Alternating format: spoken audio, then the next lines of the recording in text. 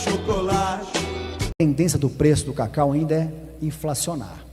Então, cabe a gente tentar se proteger contra isso. Então, dentro do nosso plano, a gente fala um pouco sobre isso também. Internamente, o nosso mercado não é diferente. Seja em arroba, seja em quilo, o preço variou e flutuou para cima. É uma realidade hoje, está aquecido o mercado. Lá fora, quando se fala em mercado, o mercado de chocolates hoje lá fora, a última pesquisa que a Mordo Intelligence fez, ela estimou que até 2029 o mercado de chocolate comum, eu estou falando, não estou falando do premium ainda, vai atingir um mercado de 137 bilhões, a uma taxa de crescimento, que é o CAGR, que é o Customer Growth Rate, que é a taxa de crescimento ponderada entre o saldo inicial e saldo final, que é a expectativa de crescimento, ao ano em torno de 3,53%. Significa que até 2029 é quase 16% de crescimento de mercado. Isso para o mercado de chocolate comum. Grave esse número, 3,53%.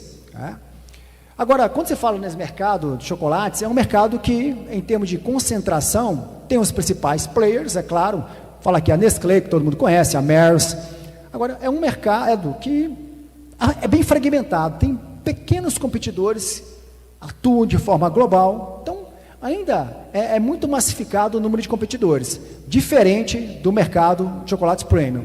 Então, mundialmente, quando você fala assim, fazendo uma fotografia, tem um mercado pujante, muito grande na Europa, nos países americanos, um crescimento moderado ou médio nos países asiáticos, no Oriente Médio, a demanda por chocolate comum.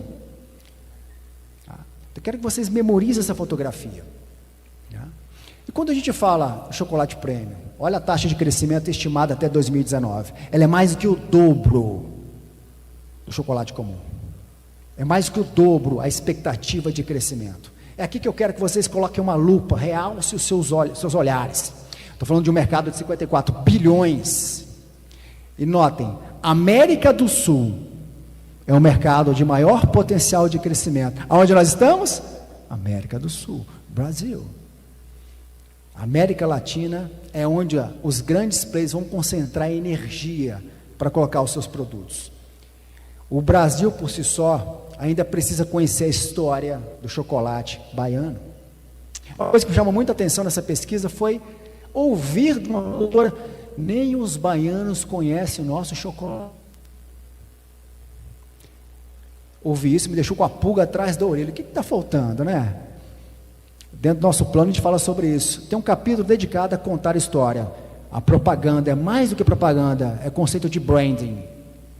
Rapidamente sobre isso, quando chegar nele. Então, existe uma necessidade no mercado de certificação, principalmente Fair Trade. Ela vem crescendo desde 2018, aí vem a pandemia, bum, jogou lá para baixo a demanda, porque os países fecharam as fronteiras, mas dados mais recentes, a partir de 2012, já retomou praticamente os mesmos níveis de procura e busca por esse tipo de chocolate, por esse tipo de cacau. Então, dentro desse mercado, agora muda um pouquinho a configuração. Nós temos a Europa como um mercado dominante, o mercado premium. O mercado da Europa é um dominante, é para lá que nós temos que apontar o nosso canhão. Se tiver que apostar em países estratégicos que consomem mais chocolate, claro, os Estados Unidos consomem, está ali dentro do consumo médio. Agora a Europa, o foco é lá. Produtos premium, B2B, Tree-to-Bar, origem e destino único, produtos veganos, eles consomem isso de orelha a orelha, rindo de orelha a orelha. Então, é muito importante ter esse olhar crítico do que acontece. Agora, o contrário do chocolate comum, é um mercado um pouco mais consolidado, na mão de poucos grandes players que dominam as principais marcas de mercado. Isso, para nós, claro, cria algumas barreiras, a gente perde um pouquinho de poder de barganha, mas ainda assim tem estratégia para atingir esse mercado. Existe a preocupação da questão ambiental e social. Certificação sustentável vai continuar sendo uma premissa importante, compromisso das empresas com responsabilidade social, não só aquela responsabilidade bonitinha que você coloca nas paredes, no site para parecer sustentável, tem que ser sustentável através de boas práticas, participar da comunidade, contratar a comunidade, investir na comunidade, é mais do que parecer, é ser.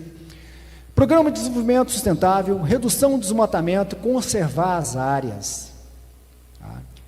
A Luísa falou sobre manter a floresta de pé. É isso. É fazer na prática isso acontecer. Transparência na cadeia de suprimentos são pilares importantes. Aí entra a questão da inovação. Aí é muito bacana quando a gente começa a estudar, entender o que querem dizer com isso. Chocolate bean to bar, tree to bar, ingredientes naturais e funcionais, sabores diferenciados, colaborações e parcerias, chocolates personalizados. Falando de cada um deles, quando se diz sabores diferenciados, é sabores exóticos, com pimenta, flor de sal, lavanda e dentre outros, para surpreender o paladar e trazer para uma experiência sensorial. Gente, eu parei ali numa das expositoras, eu fui surpreendido quando eu fui servido numa folha do cacau, onde tinha frutas dentro, que ela colocou fruta, mexerica, banana, numa calda, um creme de cacau puro, com flor. Eu falei, gente, quem é a casquinha do McDonald's? Não existe isso. Só que ao consumir, não era só gostoso, era cheiroso. Era uma experiência visual, porque era bonito de se ver, olfativa, palatável e, é claro, instagramável, porque eu queria mostrar para o mundo essa novidade. Isso é muito bacana. A misturar as frutas com sabor, é muito bacana ver isso. Então a gente precisa investir em produzir texturas diferentes, sabores diferentes. Essa é uma tendência, é uma realidade que não vai mudar. Bean to Bar, Tree to Bar, a tendência desse movimento, tá? Muitos produtores já têm essa tendência de verticalizar, boa parte deles já estão fazendo isso. Então é importante, o produto artesanal, a partir do grão de cacau puro, ganha um grande destaque. Então tem que focar na qualidade. Eu vi aqui o chefe, salvo engano, Pedro, né, falando que a aposta dele é na qualidade. Fato. Tá? Hoje existe um mercado premium, uma gourmetização de tudo. Queijo, vou falar um exemplo, o queijo canastra. Quem já foi na região da Serra da Canastra, lá na região de Minas, ali no Espírito Santo? Quem já foi? Alguém já visitou? Já comeu o queijo canastra? Tem os queijos e tem o canastra. O canastra é da região, tem certificado. Significa que o queijo que antes você comprava por R$30, hoje você compra por 60, porque tem certificado. E vende. Então isso aumenta, agrega valor significativamente na cadeia.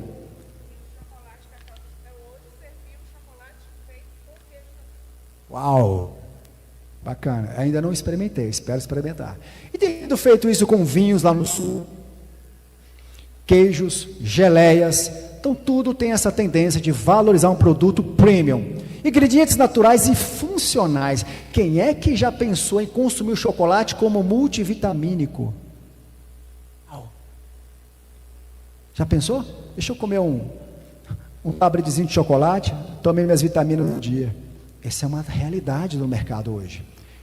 Em ter a eficiência funcional, ingredientes naturais e funcionais, como frutas desidratadas, superalimentos como chia, quinoa, açaí, especiarias, ervas. Isso tem crescido dentro da indústria do bem e tem refletido muito na cadeia. Colaborações com parceiros também, indústria de chocolates tem buscado parcerias com chefes renomados. A gente viu aqui um chefe aqui. Então, collab com chefe, com novos ingredientes, experienciando a prática, tem feito grande diferença na cadeia, é uma tendência, uma realidade hoje no mercado, é importante explorar isso.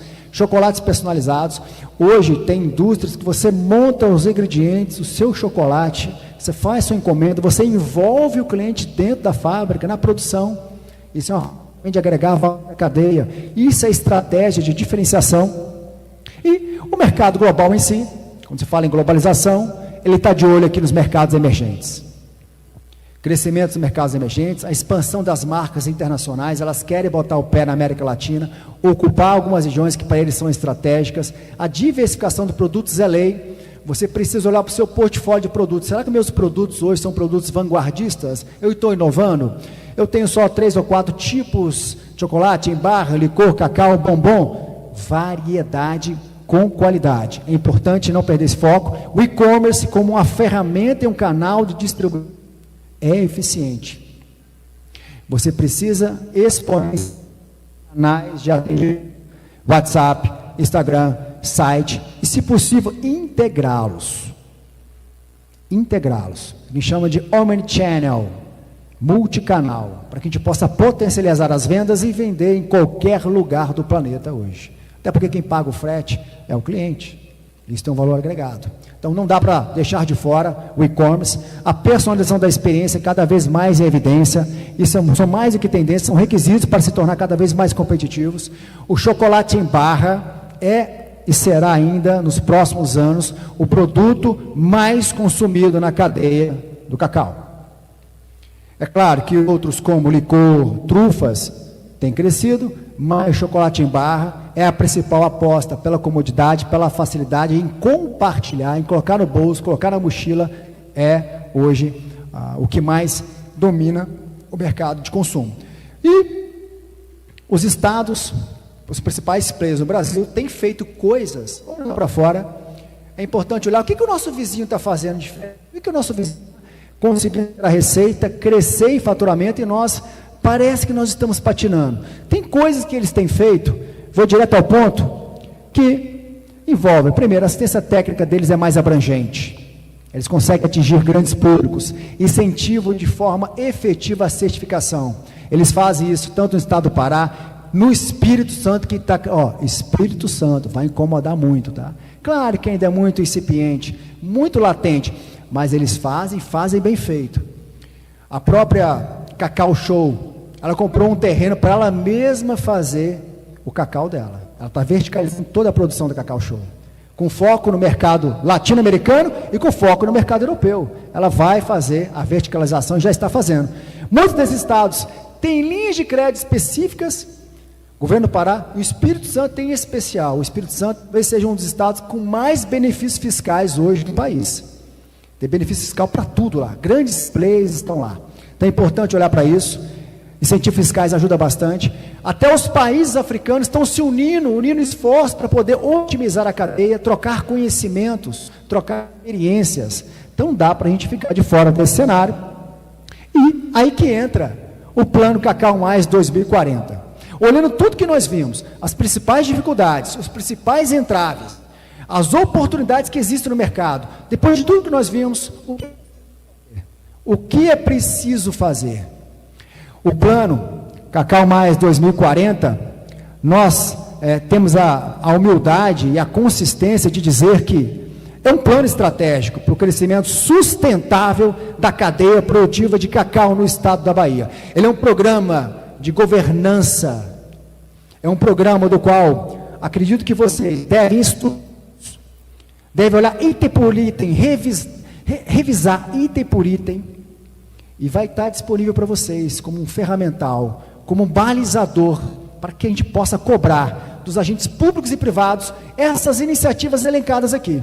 Eu confesso que quando a gente começou a revisar todo o plano, com base nas diretrizes, que é aumentar a eficiência operacional da cadeia, com foco na produtividade, promover os usos de recursos naturais, sem tirar o apelo sustentável da cadeia, mecanismos e ferramentas financeiras para que a gente possa investir em tecnologia, que são as principais diretrizes.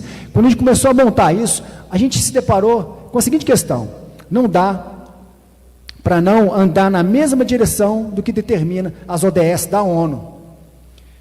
Muitas cadeias produtivas, elas não vão na direção contrária ao que determina as ODS da ONU, questão de governança. Em muitos países, inclusive, se você não estiver nas diretrizes da ONU, você não consegue nem entrar nesse país. Por isso é importante, que quando a gente desenhou esse plano, a gente pensou em cada linha, a gente passou em revista cada uma das ações, nos mínimos detalhes, para saber se está ganhando o maior número dessas questões relacionadas à ODS. Então, o Plano Cacau Mais 2040, ele tem 7 eixos temáticos, 15 objetivos estratégicos, 22 ações do que fazer e 36 iniciativas. É o como fazer. Acredito que você já viu alguns planos muito genéricos dizendo o que fazer, mas o como fazer, entrar em nível de detalhe, passo 1, passo 2, passo 3, com quem eu converso? Esse plano ele consegue contemplar em detalhes o que tem que ser feito por cada um dos parceiros. Então, esse é o nosso mapa estratégico, com os principais eixos, com os principais objetivos estratégicos, e cada um desses objetivos estratégicos que a gente coloca dentro dos eixos é elencado no como fazer. Eu trouxe aqui apenas um recorte de algumas das tabelas, são 22 tabelas, cada uma dessas tabelas compõe em mínimos detalhes, tá, os eixos, o objetivo, as ações, que é o que fazer, os principais agentes, tá, entenda aqui como os principais agentes que participam, porque na medida que o plano vai ser implementado, outros agentes indiretamente serão envolvidos. Então, pegando o exemplo aqui da tabelinha 1, unificação de programas de capacitação de produtores e MPS, aumentar o número de produtores recebendo assistência técnica, levar para 50%. É ousado, mas é possível. Se nós aumentarmos o efetivo de pessoas qualificadas, é possível que a gente chegue até 2040 com essa métrica. Por que ela é uma métrica de curto, a médio e a longo prazo? Se nós continuarmos crescendo a uma taxa de 1% ao ano, nem em 2040 a gente consegue chegar. Então, quando a gente começou a desenhar esse plano, entendemos que tem ações que são emergenciais, que precisam ser feitas agora. Quando a gente fala em aumentar o efetivo, são ações que a curto e a médio prazo a gente consegue implementar. Agora, existem ações que são estruturantes. Quando fala em logística, porto, estradas, infraestrutura, investimento em maquinário, isso demanda um pouco mais de energia e tempo. Quando eu falo em renovar as mudas, novas áreas, talvez daqui a 2 ou 3 safras, eu consiga exponenciar o total desse cacaueiro. Então isso demora às vezes 10 e até 15 anos. Então até 2040 é um prazo razoável, que dentro da nossa expectativa a gente consegue cumprir todas as ações elencadas dentro do plano. Então, no quadro 2, ligado ainda ao eixo econômico, com o objetivo de autossuficiência na produção de cacau, ampliar a linha de crédito para produtores rurais e MPS. Quando falo ampliar a linha de crédito, eu vou revisitar aqui o plano Safra 2013, 2023, 2024. São cerca de 3 bilhões disponíveis. O cacau ele representa cerca de 5% do PIB do agro. Então, a gente fazendo uma razoabilidade em termos de orçamento, estima-se que a gente precisa de pelo menos 150 milhões em investimentos diretos para os pequenos produtores rurais e para as pequenas empresas industriais voltadas para a economia do cacau. Como chegamos a essas métricas? Dentro do plano tem cerca de 3 a 4 páginas detalhadas da memória de cálculo de como fazer isso na prática. Então, quando a gente for ler e revisitar o plano, a gente consegue entender como nós chegamos nesses números possíveis. Ampliar as áreas produtoras de cacau em hectare. Eu digo especialmente a iniciativa 2, que é cultivar em áreas antropizadas. Áreas antropizadas são áreas que já são exploradas economicamente, pecuária, por outras lavouras que já foram derrubadas. Então a gente consegue aproveitar essas áreas sem derrubar novas áreas, mantendo a floresta de pé. Então a gente defende que é possível fazer isso. Tá? Então é importante enviar os agentes às áreas rurais. Quando fala enviar os agentes, é botar ele lá na roça. Não é só lá na comunidade e convocá-los a participar da reunião. É ir lá na roça, visitar ele lá, levar a ferramenta para ele lá, o acesso direto ao mercado.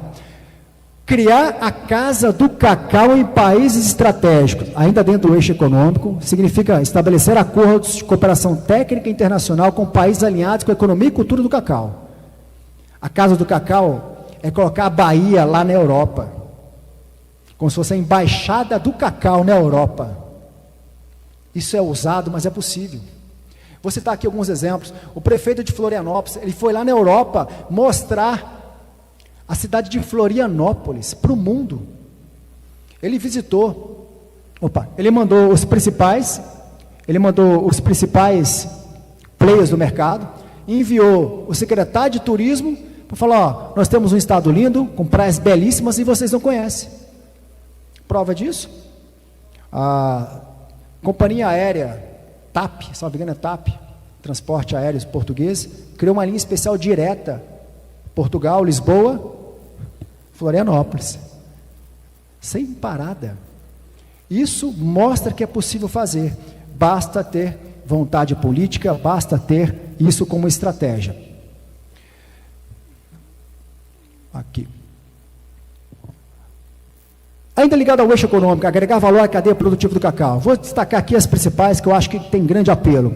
Uma delas, o item 2, implantar o georreferenciamento no cacau via GPS. Por quê? Para que a gente possa criar uma cultura de regionalidade do nosso produto. O produto por identificação geográfica, por destino único, tem um apelo na cadeia legítimo e gera um valor imenso, imenso no produto final. E é claro, é um mecanismo de entrada nos mercados, como a Europa, no mercado como os Estados Unidos. E ampliar a capacidade técnica de aspecto nas boas práticas, seleção e manipulação dos frutos. É preciso investir em técnicas agrícolas. Tem pouca gente, muitos estão desatualizados com as melhores práticas. Então é preciso educar, fazer um programa, chama de education.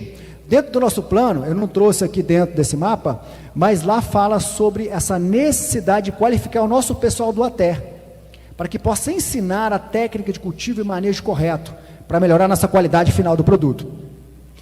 Outra ideia de inovação interessante, que é a criação do polo de inovação e pesquisa para o cacau. Assim como existe polo de inovação de tecnologia lá em Floripa, no Ceará, o polo de inovação dedicado à cultura do cacau. Como fazer isso? A gente detalha de forma muito contundente dentro do plano, mas basicamente é criar e unificar unidades mistas de cooperação entre CEPLAC, Embrapa, UTFs, um centro de inovação para que a gente possa transformar a cadeia e trazer novas mudas. Eu vou citar um exemplo. A economia do etanol pode ser transformada recentemente. Foi descoberta uma nova supercana que consegue entregar 4 vezes mais de eficiência energética.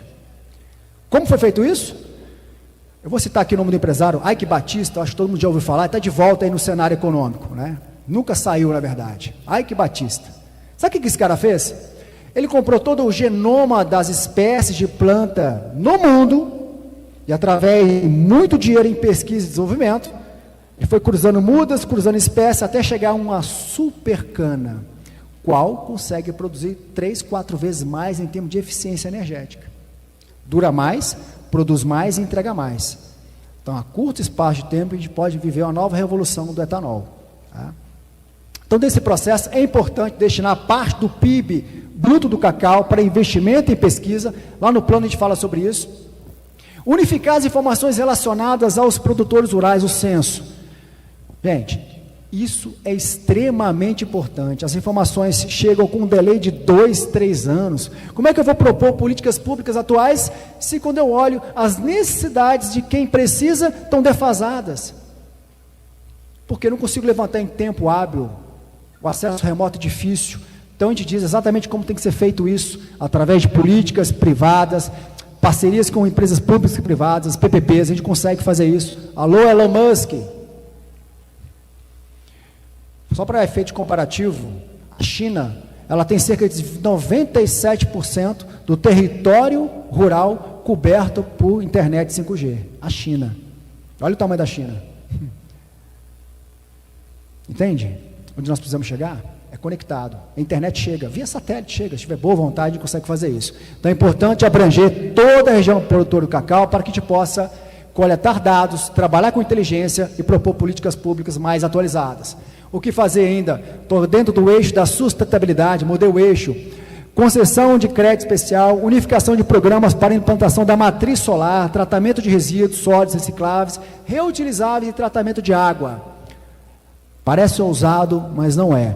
Então, é preciso criar linha de créditos especiais para isso, porque se eu puder economizar com água, com o meu processo produtivo, eu aumento a minha margem de contribuição. Melhorando a minha margem de contribuição, diminuindo meus custos fixos, energia, eu consigo, sem sombra de dúvida, melhorar a minha margem de lucro.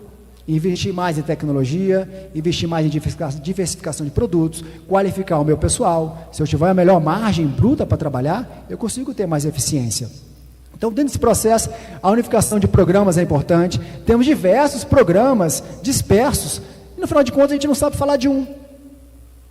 São várias iniciativas isoladas de diversas esferas dispersas, a gente não consegue entender. Nesse emaranhado de informações a gente fica perdida. Então é preciso unificar tudo isso. Então a gente fala como fazer isso lá dentro do plano. Essa aqui talvez vai explodir a nossa cabeça, que é criar a Zona Franca do Cacau. Obrigado, mestre. Criar a Zona Franca do Cacau. Por que não? Diversas experiências bem-sucedidas no mundo, e que uma zona livre de impostos ou de redução traz competitividade, traz novos players, fomenta a economia local, injeta dinheiro. Ah, vai arrecadar menos. Não vai. A curva de Laffer prova isso. Quanto menos eu cobro de imposto, dou mais incentivo, mais dinheiro volta na receita através de produtos e serviços para o governo e para a economia. É incrível isso. Então, é possível fazer, e como fazer? A gente detalha lá do plano. Como falo, o plano, o plano de recomendações são 207 páginas para ler, porque cada uma dessas ações aqui a gente detalha em páginas, como fazer, passo 1, passo 2, com quem conversar, qual é a memória de cálculo, qual é o percentual ideal, com base nas experiências anteriores, qual é a recomendação.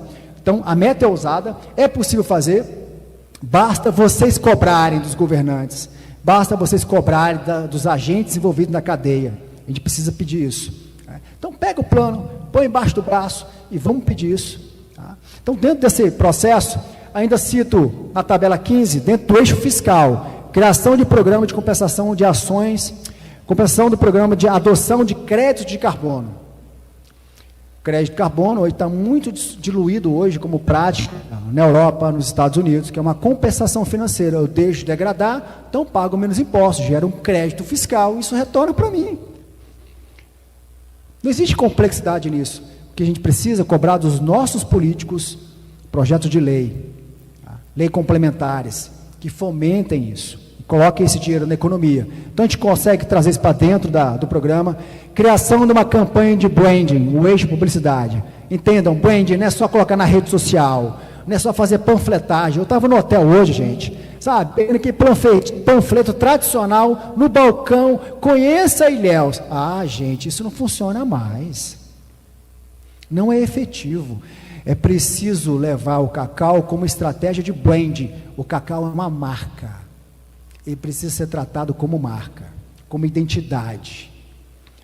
Branding é gestão da marca, envolve publicidade, propaganda, storytelling, contar história. Olha quantas histórias, quando você começa, eu sempre perguntava para as pessoas, para os expositores, qual é a história do seu cacau? É cada história. Eu comprava o cacau pela história. Por que esse ganso está aqui como personagem no cacau? É porque o meu avô vem contando a história, a gente compra a história. Isso tem um apelo e um preço que precisa principalmente ser contado aqui na Bahia primeiro, para que a gente possa exponenciar e irradiar para o Brasil e para o mundo. Como fazer isso? Lá dentro do nosso plano a gente contempla passo a passo o que tem que ser feito, a receita necessária para poder gerar isso, como fazer isso na prática, que agentes envolvidos dentro do plano é importante ter. No eixo político, criar um fundo de apoio e desenvolvimento para os produtores e MPS. Uma taxa, nem que seja simbólica, o fundo do cacau. Por que isso não pode ser atrelado à taxa de turismo? Por que a gente não pode criar não vou nem chamar de a taxa do cacau, o fundo de preservação de área permanente. Você paga R$ 97,00 para pisar em Fernando de Noronha por dia? Por que a gente não pode criar um programa que viabilize que parte da receita gerada pelo turismo vai ser destinado para o mercado do cacau?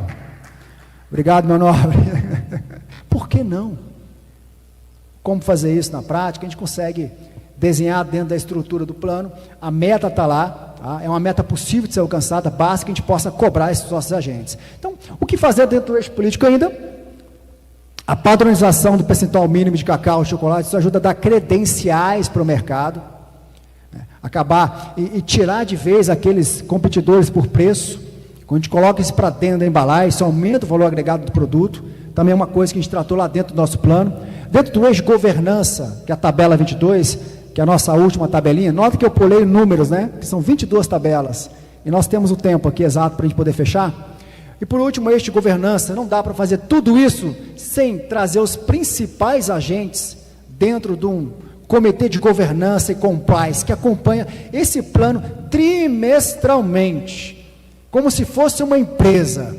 Esse é o papel desse comitê, para estabelecer ali as agendas, acompanhar os balanços, o cumprimento dessa meta até 2040. A estrada é longa. mas eu acredito que a estrada é possível se nós pavimentarmos com o nosso coração a vontade de fazer, nós tivermos a coragem para mudar e cobrar de quem precisa ser cobrado. Então, os principais objetivos desse plano, se a gente puder resumir, nesses 5 pilares, é garantir os incentivos fiscais e acesso aos financiamentos corretos, fortalecimento da assistência técnica, sem ela a gente não vai conseguir avançar. É estratégico investir na assistência técnica rural, porque a gente não faz chocolate sem cacau, não faz chocolate sem amêndoa, é de lá que começa o processo. Você não faz cerveja sem cevada, você não consegue fazer.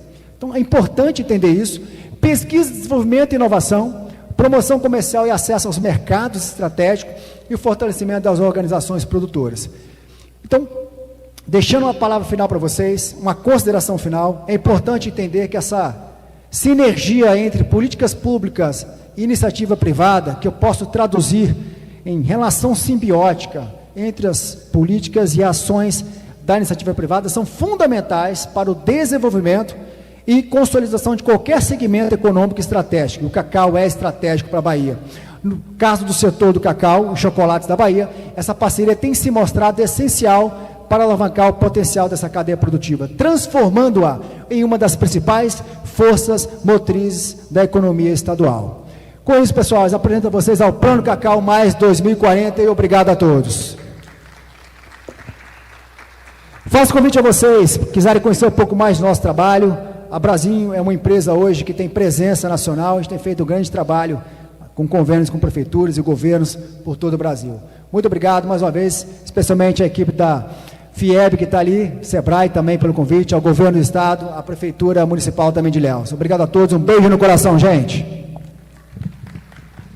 Muito grato, Juliano, uma extensa rede de informações. Tive que resumir. Exposições, você avisou que teve que resumir, e para conhecer melhor isso aí, tem a rede social da sua empresa, né? A pessoa também pode contratar a sua consultoria. Pode, a nossa empresa ela trabalha com gestão em consultoria e educação empresarial. Faz desde planejamento estratégico, mapeamento de processo, pesquisa de mercado, valuation, temos mais de 40 produtos dedicados à gestão. Estamos à disposição. O nosso contato, acho que a cadeira está atrapalhando aqui, 99780-4210, quem quiser nos contactar, pelo QR Code, deixa eu abrir aqui, quem quiser fazer o escanear, é só apontar a câmera do celular que tem acesso a todos os nossos contatos, e-mail, redes sociais disponíveis, tá? Quem quiser me seguir no Instagram, Juliano Malta 10, lá nós falamos sobre gestão, sobre gente, sobre liderança, e espero que a gente possa contribuir cada vez mais com o aprendizado de vocês. Essa foi uma parceria do Festival Chocolate Ilhéus com a FIEB e o SEBRAE. Grato, viu, Juliano? Estou aberto a perguntas, quem quiser fazer uma pergunta. Grato aí, viu, Patrícia, por essa parceria muito especial. Olha, gente, amanhã teremos mais um dia do nosso Festival do Chocolate, com feira de chocolate, ateliê, cozinha kids, cozinha show, palco do cacau, pavilhão cultural, que hoje ficou lotado mesmo, ficou difícil até transitar por lá, e estão todos convidados a partir das 14 horas. Grato por acompanhar essa programação de alto nível técnico, e esperamos nos encontrar mais vezes. Muito boa noite a todos.